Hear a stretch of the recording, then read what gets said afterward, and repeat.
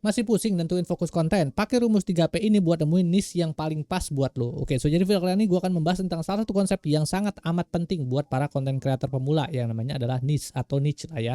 Nah, jadi di sini penjelasannya ya tentang apa sih dimaksud dengan niche gitu ya.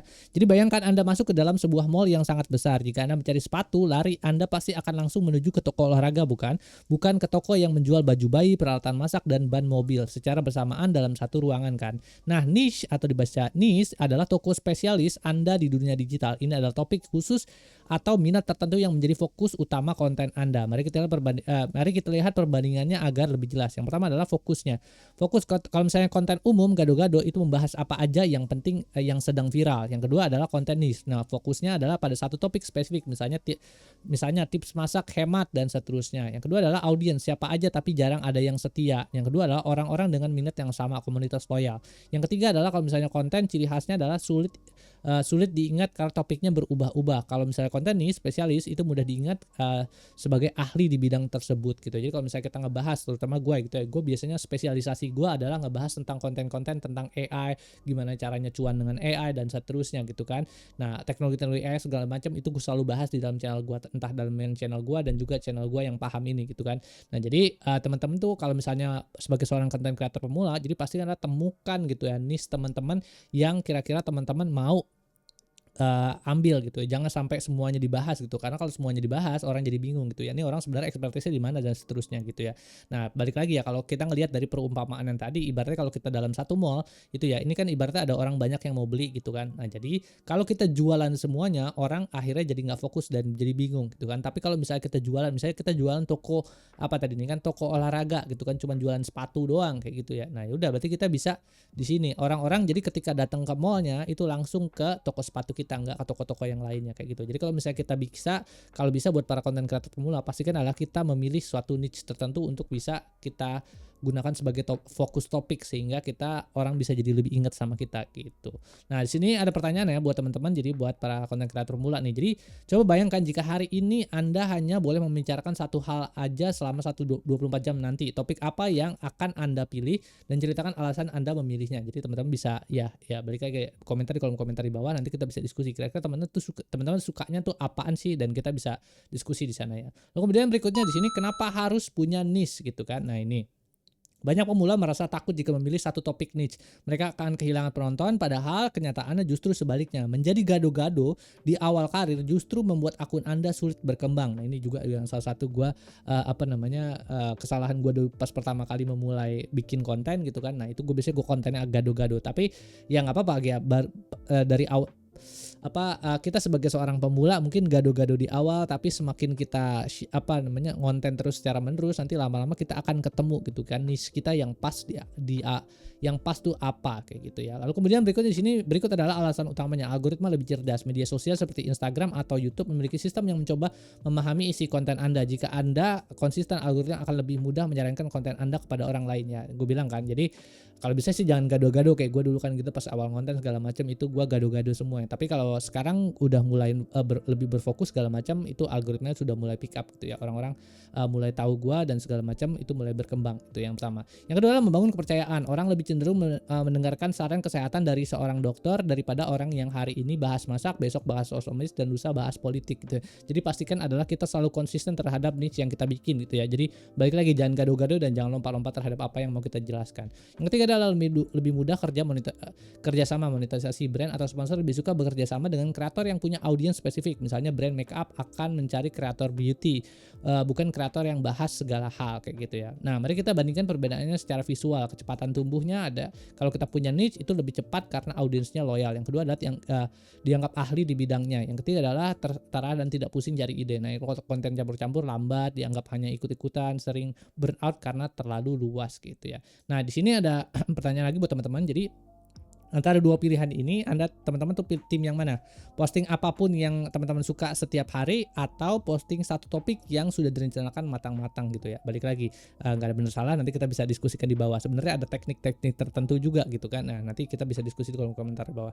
Ya, teman-teman pilih yang mana gitu. Habis itu berikutnya di sini ada rumus menemukan niche Anda. Nah, ini sebenarnya udah gue bahas di video sebelumnya ya, yaitu adalah tentang ikigai gitu ya. Jadi bagaimana caranya kita bisa menemukan sesuatu hal yang benar-benar kita suka, dibutuhkan dibutuhkan sama orang lain dan juga ada problem di sana, sehingga itu konten yang kita buat bisa terus konsisten ditonton sama orang. Jadi jadi sini penjelasannya. Jadi mencari niche itu tidak harus membuat pusing. Rahasianya adalah mencari titik temu emas antara apa yang ada di dalam diri Anda dan apa yang dibutuhkan oleh dunia luar. Itu sebutannya, konsepnya namanya adalah ikigai. Kalau teman-teman mau lebih dalam itu ada di video gue sebelumnya, cari aja ikigai ya. Yang pertama adalah gunakan rumus 3P gitu ya. Ini rumus 3P yang gue sebut di awal tadi. Jadi yang pertama adalah kita harus menemukan passion atau minat kita. Apa sih hal yang membuat Anda bersemangat? Sesuatu hal yang bisa Anda bahas berjam-jam tanpa merasa bosan. Kalau dari sisi gue suka banget sama, gue tech savvy gitu ya. Gue suka banget gitu belajar tentang teknologi, terutama sekarang lagi berkembangnya AI. Gue suka banget ngebahas tentang AI segala macam. Jadi gue passion gue atau minat gue adalah di software engineering dan IT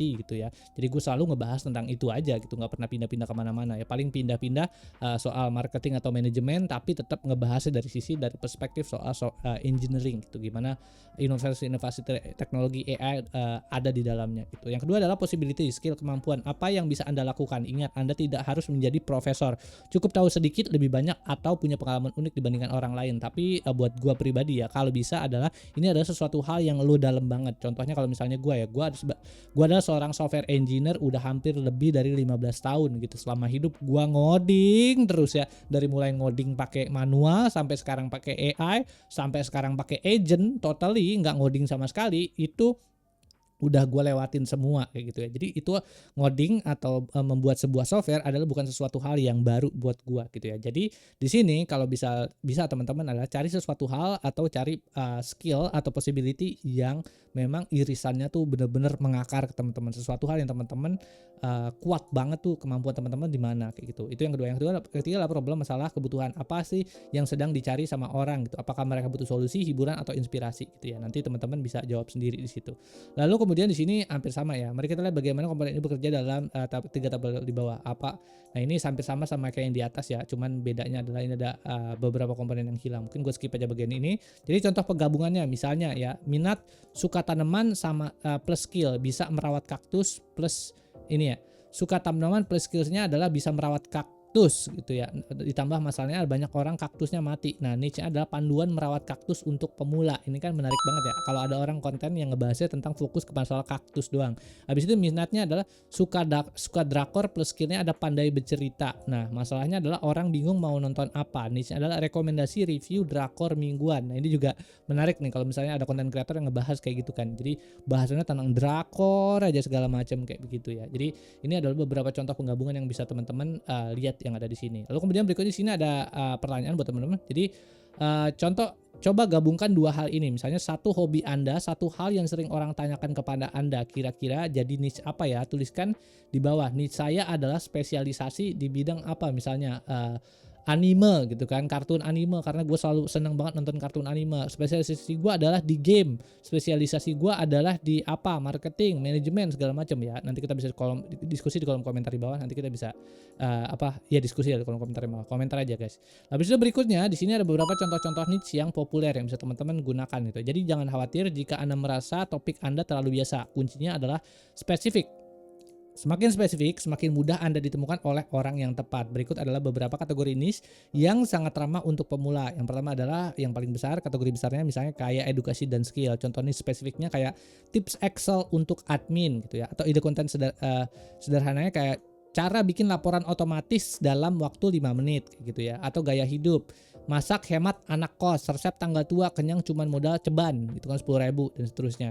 Nah ini teman-teman bisa lihat ini beberapa contoh-contoh niche dan bagaimana caranya kita bisa membreakdown niche itu, membreakdown suatu konsep atau topik yang besar ke dalam niche kecil yang bisa kita pakai untuk sebagai fokus topik kita pada saat kita ngonten gitu ya. Nah ini ada tips pro untuk teman-teman semua. Jadi pilih yang Anda jalani. Jika Anda seorang mahasiswa, niche-nya adalah tips produktif kuliah misalnya. Akan terasa lebih jujur daripada Anda pura-pura jadi ahli keuangan gitu. Jadi misalnya kuliah gitu kan. Day in my life kuliah di mana? UGM, kuliah di mana? UI, segala macam. Itu kan bisa jadi sebuah konten yang menarik juga ya buat orang tonton gitu ya. Habis itu micro niche ya. Daripada bahas masak, cobalah masak air fryer gitu ya. Semakin sempit saingannya semakin sedikit juga gitu. semakin sempit maka saingannya juga semakin sedikit juga gitu. Jadi makin gede segala macam teman-teman kontennya, dan semakin gampang juga algoritma pick up-nya gitu ya. Nah, di sini ada tipnya ya. Jadi tag atau kirimkan pesan ini ke satu orang teman-teman yang menurut Anda paling cocok untuk masuk ke salah satu niche yang di atas ya. Misalnya ada list of niche-nya. Teman-teman bisa tag segala macam, komentar ini cocok buat temen gue yang ini nih gitu kan. Nanti kira-kira menurut Anda teman Anda cocok di niche yang mana nih? Balik lagi ya. Kita bisa komentar, nanti kita diskusi di sana.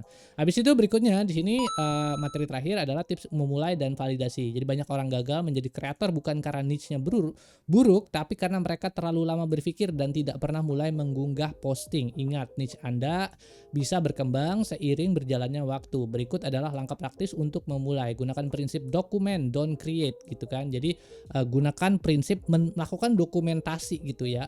Gue nih day in my life gue ngapain sih, apa sih tools yang gue pakai, apa sih pekerjaan yang gue sering lakukan, ya ceritain aja gitu kan. Nah, dengan begitu itu bisa jadi lebih mudah untuk dilakukan dibandingin sama kita mikir ntar gue mau posting apa segala macam ya, kayak gitu sih. Habis itu berikutnya ada aturan 10 konten perdana. Jangan memilih niche Anda sebelum Anda mengunggah minimal 10 konten. Ini yang gue kemarin lakukan ya. Jadi gue penyakit gue kalau tipikal gue adalah gue yang penting posting dulu aja, yang penting gue upload dulu aja, daripada gue kebanyakan mikir ntar niche gue apa segala macam, kelamaan gitu ya.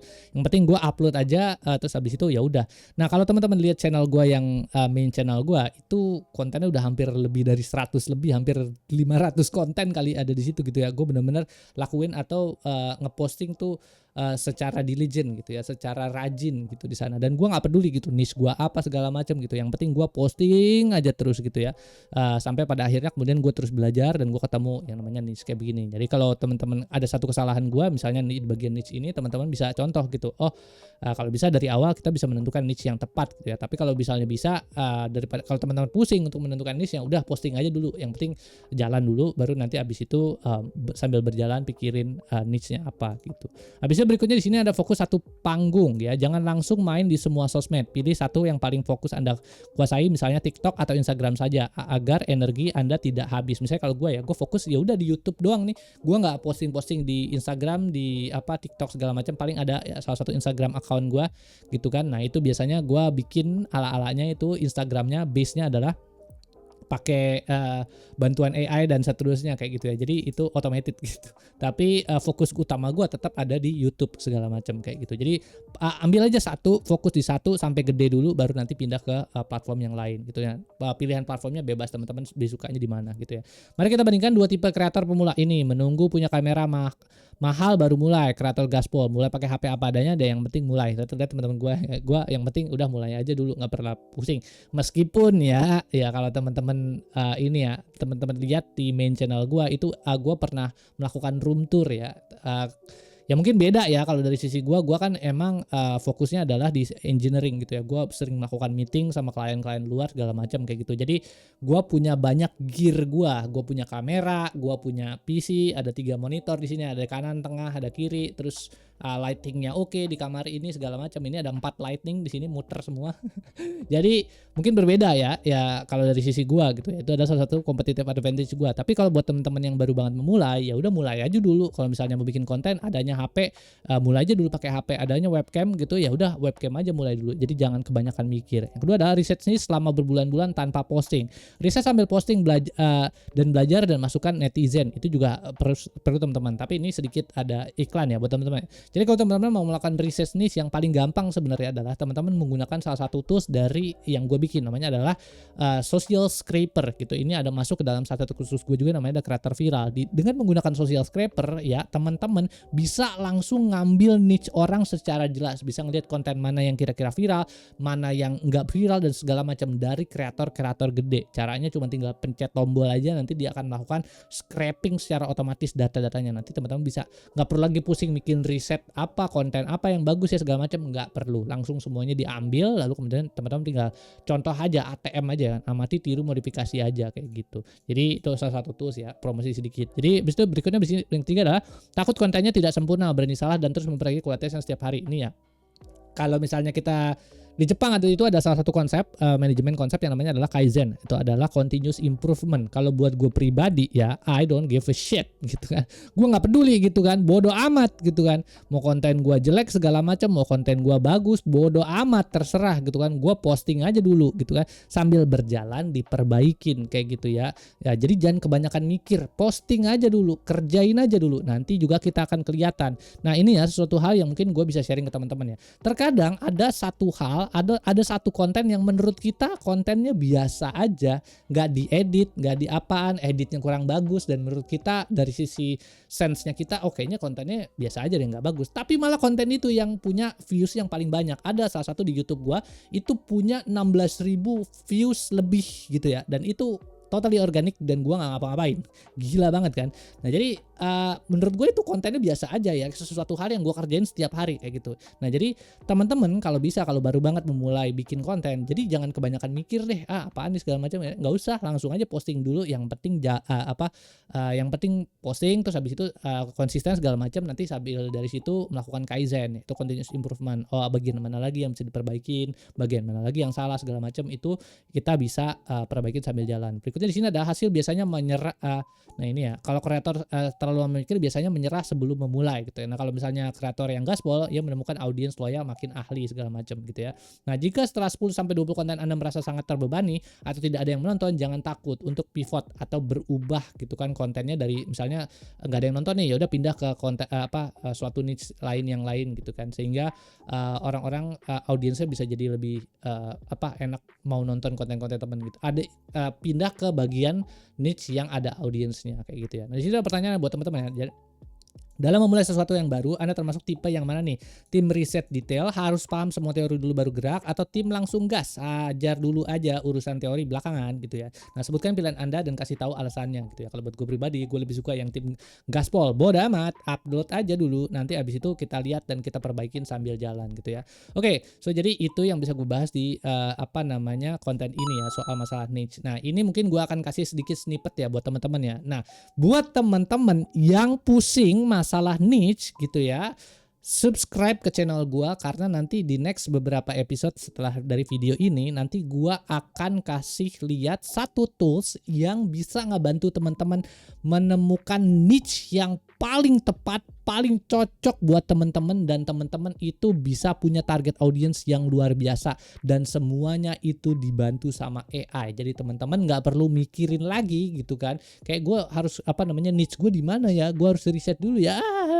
Udah zaman AI, zaman sekarang lu masih mikirin kayak gituan mah ketinggalan bro. Nanti gua akan kasih lihat di beberapa episode berikutnya. So jangan lupa teman-teman subscribe ya, biar gitu kan nggak ketinggalan tools ini gitu. Ya paling itu aja sih ya yang gue bisa sharing di video kali ini. Mudah-mudahan gitu kan materi ini bisa ngebantu teman-teman yang baru banget memulai gitu kan menjadi seorang content creator dan bisa menentukan gitu kan niche-nya yang mana kayak gitu ya. Balik lagi subscribe guys, nanti gua akan kasih lihat, ini salah satu tools yang menurut gue keren banget gitu ya. Oke, paling itu aja yang bisa sampai di video kali ini. Jangan lupa bantu share, like, sama komen kalau suka sama videonya. Terus di situ ada website gue juga di onslow.com. Kalau mau ngobrol bisa langsung ya. Thanks for menonton. Oke, bye.